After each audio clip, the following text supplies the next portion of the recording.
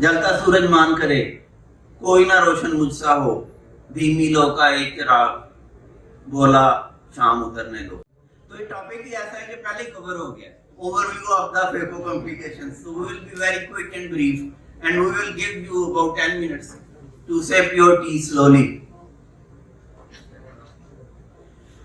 तो phaco cataract surgery में complication जैसे आपने देखा, इंट्राऑपरेटिव ज्यादा हम डिस्कस करते हैं, पोस्ट ऑपरेटिव भी हो सकती हैं, और most of them you have seen right from wound construction to IUL implantation. The accidents may occur anytime. I know one surgeon, I know one driver actually who never met an accident and he never drove, and I know one surgeon who never had any complication and he never performed surgery. तो accidents होते हैं तो फिर तैयार रहना बेहतर है। तो आप सर्जन इंड्यूस्ड एरर्स को मिनिमाइज कीजिए, अपने एज और केस पे ध्यान कीजिए, अपने स्टीप मेरिडियन का ध्यान रखिए और अपना प्लेसमेंट और वूंड कंस्ट्रक्शन के ऊपर फोकस कीजिए। इंट्राऑपरेटिव में ब्राइडल सूचर वगैरह तो आप पुराने जमाने की बात हो गई है, कंजक्टिवा डिसेक्शन भी कम होती है, लेकिन इन चीजों में ब्लीडिंग वगैरह हो सकती है और आपके रॉन्गली प्लेस्ड इंसिजन से एस्टिग्मेटिज्म पैदा हो सकता है, वूंड क्लोजर में डिफिकल्टीज आ सकती हैं। साइट ऑफ इंसिजन बड़ा इंपॉर्टेंट है। तो ये देखें कि ये जो इंसिजन है उसमें जो अच्छी शेप है वो 180 डिग्रीज मेरिडियन पे इंसिजन प्लेस किया है और टेम्पोरल लिम्बस का इंसिजन ज्यादा बेहतर है सुपीरियर इंसिजन से, और इसकी सिमेट्री का ध्यान रखते हैं। जितना स्क्वायर शेप्ड इंसिजन होगा उतना ही उसका सील होने का इम्कान ज्यादा होगा, और जितनी उसकी रूफ और फ्लोर की थिकनेस बराबर होगी उतना ही अच्छा क्लोज होगा। अगर आपकी रूफ थिन है और फ्लोर थिक है तो उस इंसिजन में शैलो प्रॉब्लम्स का अंदेशा ज्यादा है। और अपने इंसिजन के आर्किटेक्चर को कंसिस्टेंट रखिए, नाइफ को इस तरह से गुजारिए कि वो बहुत लंबे जो उसकी क्वाड्रेंगल बनेगी, अगर जितनी वो स्क्वायर के करीब होगी उसकी ये वाली और ये डेप्थ और विड्थ अगर इक्वल होगी तो वो आइडियल है, वरना near to equal is ideal. तो हम इस वीडियो को स्किप कर देते हैं। और एंटीरियर कैप्सूल रिलेटेड प्रॉब्लम्स में आपका जो स्टार्ट है कैप्सूल का वो बड़ा इंपॉर्टेंट है, और कॉम्प्लिकेशंस को अवॉइड करने का तरीका तो मैंने पहले ही बता दिया आपको। Never let your anterior chamber get shallow. आपका कॉर्निया भी बचा रहेगा, आपका रेक्सिस भी सेफ है, आपका कैप्सूल भी सेफ है। इवन कॉम्प्लिकेशन हो भी जाए, never let your AC collapse, क्योंकि वीडियो साहब आएंगे, सिलिकॉन है आयल है तो सिलिकॉन आयल आएगा। तो उसमें एक ही लेसन है कि अपने इंटीरियर चैम्बर को आपने शैलो नहीं होने देना। और रेक्सिस की कॉम्प्लिकेशन से बचने का भी बेहतरीन नुस्खा यही है कि डीप इंटीरियर चैम्बर में काम करें। और ये ऐसी क्रूशल और ऐसा इंपॉर्टेंट स्टेप है फेको कैटरेक्ट सर्जरी का कि उसमें आपको कोई और टिप नहीं दी जा सकती सिवाय इसके practice makes a man perfect.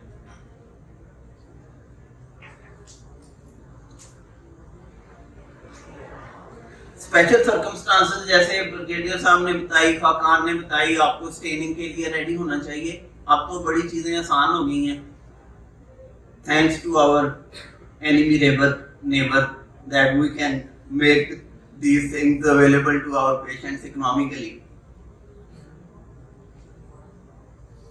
तो प्यूपिल की मैनेजमेंट तो आपने देख ली, यहाँ डंबल घुमाएं और या नासिर चौधरी की तरह कैंप का तजर्बा यूज करें, बहुत सारे रिकमेंडेड। और ये इतना इशू नहीं है, ये गोरों का ज्यादा इशू है क्योंकि वो आइडियल सर्कमस्टांसेस के आदी हैं। हम तो पहले ही कंप्रोमाइज्ड एनवायरनमेंट्स में काम करने के आदी हैं, तो हम बहुत सारी जो स्मॉल पीपल की जो डेफिनेशन है वो हमारी तरह लेट शुरू होती है। जैसे कोई 2 मिलीमीटर होगी तो then we will take it as a challenge. 4-5 millimetre को तो हम बगैर छेड़े ही फेको को सेंटर में रखते हुए और सेकंड हाथ को एक्टिव करते हुए उसको अल्हम्दुलिल्लाह we are able to manage that. Otherwise dumbbell तो है ही और हुक्स भी हैं, वो सारा कुछ देख लिया आपने।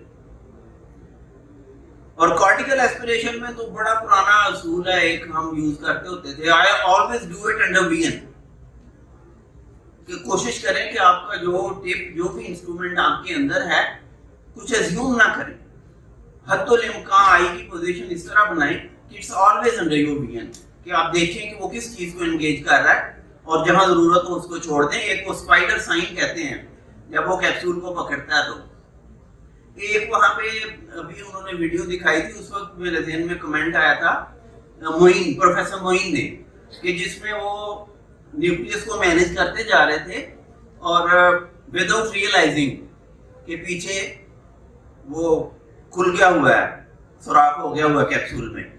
उसके एक इंडियन ने ESCRS में बड़ा प्राइज विन किया है, उसको कहते हैं फ्लैपिंग फ्लैप साइन, कि जब आपका इंटीरियर कैप्सूल रिप्ट होता है तो वो परेशान कब है, जब वो इक्वेटर में से गुजरकर PC को इन्वॉल्व कर लेगा, तब वो मसला है।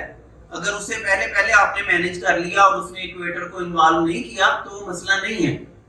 तो उस इंडियन सर्जन ने क्या किया, डेपिक्ट क्या किया, कि जब वो इक्वेटर तक इंटीरियर कैप्सूल का रिप नहीं गया होता तो फ्लटरिंग AC फ्लैप होता है, वो आपके जो फ्लूइड्स हैं इंट्राओकुलर, उनके रिएक्शन में ऐसे ऐसे मुसलसल मूव कर रहा होता है।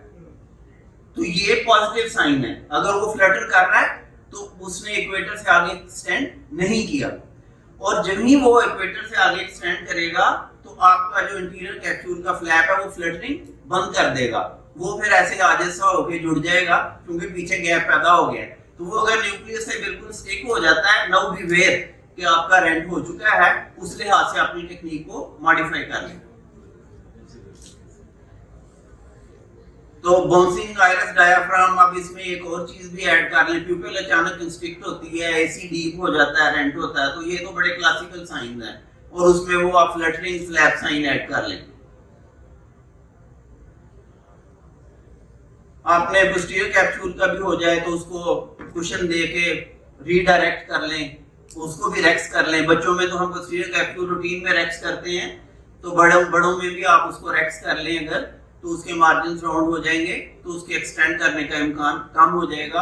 और अगर आप थोड़ी सी कंट्रोल्ड विट्रेक्टमी कर लेंगे तो फिर विट्रियस भी तंग नहीं करेगा। और कभी भी अगर तो आपका रेंट हो गया, आपको पता चल गया, लेकिन अभी आप देख रहे हैं कि डायनामिक्स ठीक है और स्टेबल है सारा कुछ, no problem, you can proceed. लेकिन अगर आप देखें कि विट्रियस मिक्स हो गया, नाउ होल्ड ऑन, अब आप पहले विट्रियस को क्लियर करें। विट्रियस के जब वो कॉर्टिकल मैटर या न्यूक्लियस के साथ मिक्स हो गया, नेवर प्रोसीड विद फेको, क्योंकि वो हर चीज को घोल के ना क्या वो आपके हाथ में पकड़ा देगा पूरे बैग को। तो अगर आप थोड़ी सी विट्रेक्टमी कर लें और एक लंबा सांस ले लें और थोड़ा सा ला इलाहा इल्ला अंता सुब्हानका इन्नी कुन्तु मिनज़ ज़ालिमीन और रब्बी इन्नी मग़लूबुन फंतसिर पढ़ लें, तो hopefully your heart will calm down और you will be able to proceed after doing a little vitrectomy. विस्कोलेविटेशन इसको कहते हैं, जब आप पोस्टीरियर कैप्सूल को विस्को का, हैवी विस्कोलास्टिक का, जैसे मलिक साहब फरमा रहे थे, कुशन देते हैं, और जो कोई न्यूक्लियर फ्रैगमेंट आपके ख्याल में डिसलोकेट होने वाला होता है, उसको उसकी मदद से AC में लेविटेट कर लेते हैं, that is known as viscolevitation. Drop nucleus तो प्रोफेसर मोइन साहब ने अफीक कर दी थी। और टाइमिंग ऑफ विट्रेक्टमी क्या है, ये बड़ा इंपॉर्टेंट है कि आपका न्यूक्लियस ड्रॉप हो गया है, तो अब आपने कैसे फैसला करना है कि कब विट्रियोरेटिनल इंटरवेंशन की जाए। मेरे पास केस है, एक दो एग्जांपल्स हैं। एक पेशेंट का हमने 6 मंथ्स के बाद निकाला न्यूक्लियस, और एक और पेशेंट था उसका पहले वीक में ईद के दिन हमने न्यूक्लियस निकाला।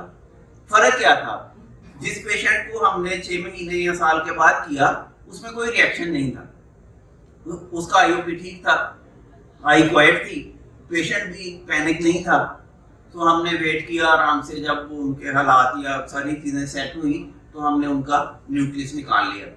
दूसरा पेशेंट जो था उनका IOP 40-50 से कम नहीं हो रहा था, उनका रिएक्शन कंट्रोल नहीं हो रहा था, हालांकि उनमें सिर्फ 1/4 ऑफ द न्यूक्लियस गया था। सो हमने ईद वाले दिन जाके प्लान करके उनकी विट्रेक्टमी करके उनका न्यूक्लियस निकाला। और आईओएल इम्प्लांटेशन, अगर आप श्योर हैं आपका इंटीरियर एक्सेस इंटैक्ट है तो आप बिला तकल्लुफ आईओएल डाल दें, लेकिन हार्ड स्क्वायर एज वाला लेंथ सल्कस में ना डालें तो अफजल है, क्योंकि वो आयरस शेफिंग करके यूवीआइटिस करेगा। सल्कस इम्प्लांटेशन के लिए राउंड एज लेंथ रिकमेंडेड है, जिसमें एक्सिस ऑफ मल्टीपीस है या फिर हार्ड लेंसेज हैं। तो आप अगर आपको श्योर है कि आपके कैप्सूल की सपोर्ट ठीक है और एंटीरियर कैप्सूल इंटैक्ट है तो आप बिला तकल्लुफ डाल दीजिए। माशाल्लाह हमारे वीडियो रेटिनल सर्जन बड़े काबिल हैं, वो फ्रैग्मेटोम की मदद से आईओएल के पीछे से उसको निकाल देंगे, तो वो उसमें तो कोई इशू नहीं है। तो टाइमिंग में be careful and watchful for uveitis and IOP. तो अच्छा, दूसरा जो वूंड के बारे में बड़ी इंपॉर्टेंट चीज है कि आमतौर पर आप ना वरीड होते हैं रेजिडेंट्स रेक्सिस के बारे में और न्यूक्लियस ड्रॉप के बारे में, और सुपरवाइजर और रेजिडेंट दोनों वूंड के बारे में इतने कंसर्न नहीं होते। ये वूंड लीक है जो एंडोथेल्माइटिस करने वाली है, जो पेशेंट को दोबारा सर्जरी के लिए इनवाइट करेगी, कभी आयरस प्रोलैप्स होगा। तो वूंड का क्लोजर और कंस्ट्रक्शन इतना ही इंपॉर्टेंट है जितना रेक्सिस को सीखना और न्यूक्लियस को तोड़ना सीखना इंपॉर्टेंट है। तो क्लोजर में क्या करते हैं, आपने एस्टिमेट कर ले कि 20 से कम आईओपी नहीं छोड़ना आपने। एंड ऑफ द सर्जरी आपने आई को टेंस छोड़ना है। जब आप आई को टेंस करेंगे तो एक तो जो वेल्वुलर क्लोजर है वो बड़ा आइडियल होगा, और हमने उसको इस तरह से छोड़ना है कि वो जो एक्स्ट्रा ऑक्यूलर फ्लूइड्स हैं उसमें से कोई चीज साकिन ना करे। और एक और भी है कि मॉक्सीफ्लॉक्सासिन का एक कतरा स्पेकुलम लगाने से पहले और एक कतरा स्पेकुलम निकालने से पहले प्रिवेंट्स एंडोथेल्माइटिस। और पॉविडोन आयोडीन का रोल तो आप सब जानते ही हैं, और अच्छी तरह से म्यूकस वगैरह को फ्लैश करना। लेकिन वूंड क्लोजर और आई को टेंस छोड़ना बहुत इंपॉर्टेंट है, और ये तभी मुमकिन है अगर आपने वूंड उस तरह से कंस्ट्रक्ट किया हुआ है जैसे हमने शुरू में डिस्कस किया है कि उसकी रूफ और फ्लोर में सिमेट्री है, और उसके जो शेप है, उसके जो डायमेंशन है वो स्क्वायर शेप है, उसमें एनफ डेप्थ है। कन्वर्ट कब करना है, जब आप देखेंगे आपसे मैनेज नहीं हो रहा तो you can convert. Slow motion phaco ये है कि आप हर चीज वाटर हाइट को कम कर दें, एस्पिरेशन फ्लो रेट को कम कर दें, और फेको पावर को कम कर दें, और सब्र का आंसर सबसे ज्यादा इंजेक्ट कर दें। That is slow motion phaco.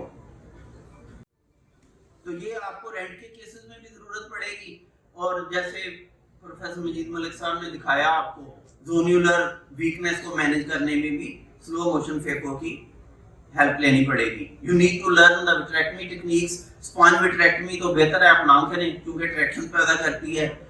जितने माशाल्लाह हमारे पेरिफेरी के सर्जन हैं इतनी कीमती मशीनें लेते हैं और इतने बिजी सेटअप्स हैं, लेकिन कई दफ़ा मुझे बड़ी हैरानी होती है कि उन्होंने कटर्स नहीं एट हैंड रखे होते। तो प्लीज लर्न विट्रेक्टमी, क्योंकि अगर ड्राइविंग करनी है तो फिर कभी कभी आपको रेस्क्यू की जरूरत पड़ेगी अगर सर्जरी करते रहना है तो जरूरत के वक्त अगर आप प्रॉपर विट्रेक्टमी कर दें तो इट्स गुड एनफ।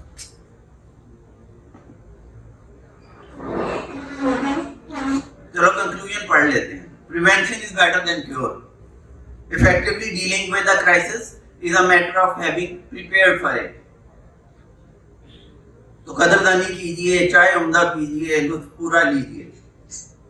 जलता सूरज मान करे कोई ना रोशन मुझसा हो, धीमी लो का एक चिराग बोला शाम उतरने दो। Thank you very much for your attention. Thank you, Dr. Madhuri. A couple of comments and then we'll conclude. I think very nicely mentioned about the complications. It's very important to assess the patient when you're doing the surgery. आप जितना जल्दी pick करेंगे complication को उतना बेहतर होगा, and just take a deep breath और फिर उसको मैनेज करें। सेकेंडली चीज कि न्यूक्लियस ड्रॉप जो है थोड़ा सा भी ड्रॉप हो, I think ideally it should have been removed. तो 1/5 1/6 पार्ट भी है, it's better not to leave it, क्योंकि इन्फ्लेमेशन या प्रेशर इशू वो करेगा ही, तो उसको बेहतर होता है कि अर्ली रिमूव कर दें। अच्छा, एक और डॉक्टर मजीद ने very nicely shown about the subluxated cataracts 1। तो CTR is a very important thing जो आप यूज कर रहे होते हैं, और वो आप जब कैप्सूलेक्सिस कर रहे थे उसके बाद भी यूज कर सकते हैं और लेटर स्टेजेस में। इंपॉर्टेंट थिंग ये है कि क्योंकि ग्लोमेरुलस को मजीद डैमेज ना हो, आपको phaco you have to be very careful, slowly कर रहे हैं आप, RSOX भी अगर आप यूज कर रहे हैं, they can rip the capsule access. अगर आप बहुत ज्यादा प्रेशर वगैरह रखेंगे, वो क्या होगा, वो रिप करेगा, everything will go. वो आपको केयरफुली और स्लोली करनी पड़ेगी। और सिलिकॉन रिमूवल, डॉक्टर रफाकान ने बहुत अच्छी वीडियोस शो की, उसमें ज्यादा प्रॉब्लम आता है कि जब अपना ऑयल रिटेन रखना है, तो एक दफा जब आना शुरू हो जाता है तो बेहतर यही होता है कि आप जितना अपना एंगेजमेंट लेवल मेंटेन रखेंगे उतना ऑयल आगे काम आएगा। ठीक है, तो thank you very much. Thank you doctor Amarwan, आपने गिला दूर कर दिया।